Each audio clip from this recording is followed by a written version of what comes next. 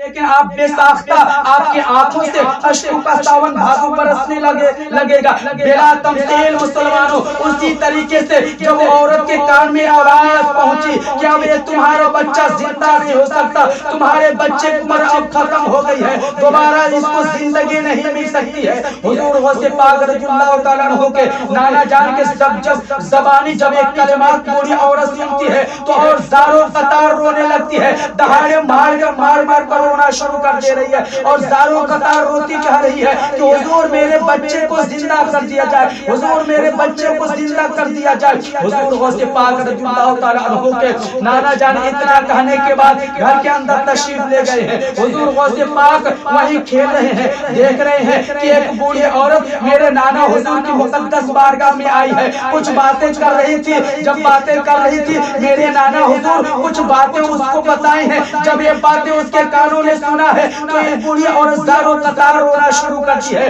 اور ہی دہاڑے مار کر رو رہی ہے. حضور غوث پاک رضی اللہ تعالیٰ عنہ کہتے ہیں اے بوڑھی ماں تمہیں کس چیز نے رلایا, تم کیوں رو رہی ہو, اتنا زاروں قطار آنسو کیوں گرا رہی ہو. حضرات محترم وہ بوڑھی عورت بولتی ہے بیٹا بات دراصل یہ ہے کہ یہ جو میرے گود میں یہ لڑکا سویا ہوا ہے یہ سویا نہیں ہے بلکہ مر گیا ہے, انتقال ہو گیا ہے. اس کے روح کو حضرت اسرائیل علیہ السلام اس کے روح کو قبض کر لیے ہیں. یہی میرے بڑھاپے کا سہارا تھا, میں اس کو دعا کرانے کے لیے لا رہی تھی لیکن راستے میں اس کا انتقال ہو گیا ہے. اب اس کی زندگی کے لیے اس کو دوبارہ زندگی کے لیے میں آپ کے نانا حضور سے دعا کروا رہی تھی لیکن آپ کے نانا حضور یہ کہہ کر اندر تشریف لے کر چلے گئے ہیں, اندر چلے گئے ہیں کہ اب تمہارا بیٹا زندہ نہیں ہو سکتا.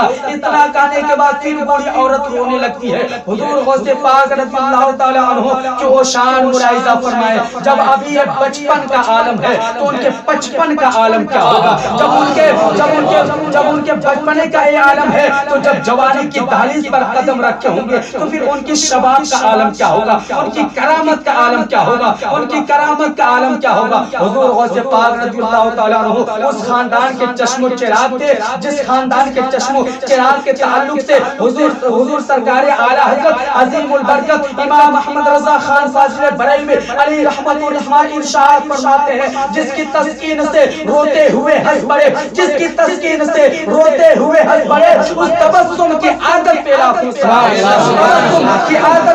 سلام. حضور غوث پاک اس خاندان کے چشم و چراغ پہ بھلا وہ کیسے اپنے نگاہوں کے سامنے کسی کو روتا ہوا دیکھ سکے. حضور غوث پاک کہتے ہیں بوڑھی عورت کیوں رو رہی ہو, دیکھ تو تیرا بچہ کھیل رہا ہے, اس کے چہرے سے آنچل کو ہٹا کر دیکھ تیرا بچہ کھیل رہا ہے. جب یہ بوڑھی عورت اتنا سنتی ہے کہ ابھی تھوڑی دیر پہلے وہی بوڑھی عورت ہے جب اپنے بچے کو دیکھتی ہے تو بچہ مردہ پڑا تھا, بچہ ایک دم بچے کی حرکات و سکنات ایک دم ساکت ہو گئے تھے, ایک دم بند ہو گئے تھے. لیکن جب حضور غوث پاک کہتے ہیں اے بوڑھی ماں تیرا بچہ مرا نہیں ہے بلکہ تیرا بچہ حرکت کر رہا ہے, تیرا بچہ زندہ ہے, اس کے چہرے سے اپنے آنچل کو ہٹا کر دیکھ. حضور غوث پاک کا جب یہ فرمان جاری ہوا, حضور غوث پاک کے لمحہ مقدس سے جب یہ فرمان جاری ہوا, وہ بوڑھی عورت اپنے مردے بچے کے چہرے سے جب آنچل کو ہٹاتی ہے تو کیا دیکھتی کہ میرا بچہ میرے گود میں مسکرا میری گود میں میرا بچہ مسکرا رہا ہے. حضور غوث پاک رضی اللہ تعالیٰ عنہ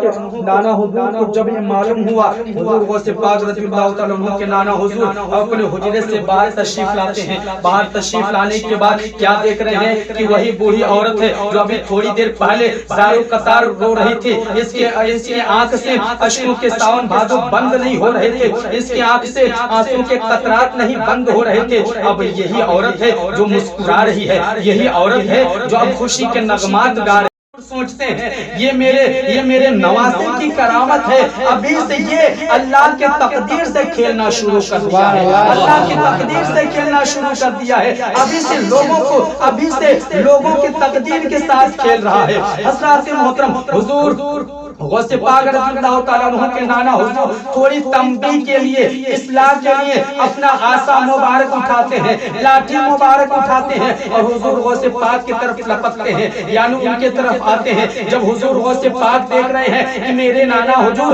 मेरे तरफ लाठी लेकर आ रहे हैं, अब हुजूर गौसे पाक रज़ियल्लाहु ताला अन्हु हुजरे अनवर से निकल गए हैं, अब आगे आगे भाग रहे हैं, पीछे पीछे इनके नाना हुजूर लाठी लेकर दौड़ा रहे हैं, आगे आगे हुजूर गौसे पाक रज़ियल्लाहु ताला अन्हु आगे आगे चल रहे हैं। हुजूर गौसे पाक रज़ियल्लाहु ताला अन्हु जब आगे आगे चलते हैं, इतना आगे निकल जाते हैं, इतना आगे निकल जाते हैं कि कब्रिस्तान में पहुंच गए हैं। आगे आगे हुजूर गौसे सकलैन चल रहे हैं, पीछे पीछे उनके नाना हुजूर चल रहे हैं। जब हुजूर गौसे पाक कब्रिस्तान के रास्ते से गुजरते हैं तो कब्रिस्तान के रास्ते में पहुंचने के बाद हुजूर गौसे पाक रज़ियल्लाहु ताला अन्हु फरमाते हैं, अरे कब्रिस्तान के मुर्दों उठ खड़े हो जाओ, अरे कब्रिस्तान के मुर्दों उठ खड़े हो जाओ, जिंदा हो जाओ, कयामत आ गई है।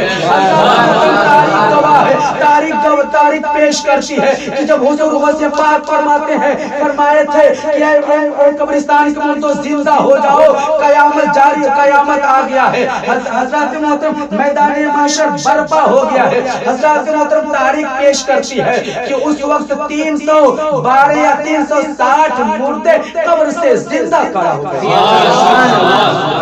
हुजूर गौसे पाक रज़ियल्लाहु ताला अन्हु के जब नाना हुजूर देखते हैं, कहीं ऐसा ना हो कि मैं इसको दौड़ाता रहूं और ये आगे आगे भागता रहे, इस तरीके से पूरे पूरे दुनिया के जितने मुर्दे हो चुके हैं तब सबको जिंदा कर देगा। अब हुजूर गौसे पाक रज़ियल्लाहु ताला अन्हु के नाना हुजूर अपने लाठी को अपने हाथ से नीचे फेंकते हैं और कहते, मेरे नवासे मेरे करीब आ जा, मैं तेरी अजमत को नहीं पहुंच सकता, मैं तेरी शान को नहीं पहुंच सकता, तेरा मर्तबा वो मर्तबा है जो मुझसे भी बालातर है, तेरी शान वो है कि जो मुझसे भी बालातर है। तभी तो सरकार आला हजरत हम सुन्नियों के इमाम मोहम्मद रजा खान अच्छे रजा प्यारे रजा सरकार आला हजरत इरशाद फरमाते हैं, सर भला क्या कोई जाने कि है कैसा तेरा, सर भला क्या कोई जाने कि है कैसा तेरा, औलिया मरते हैं आंखें वो है तलवार तेरा, औलिया मरते हैं आंखें वो है तलवार तेरा।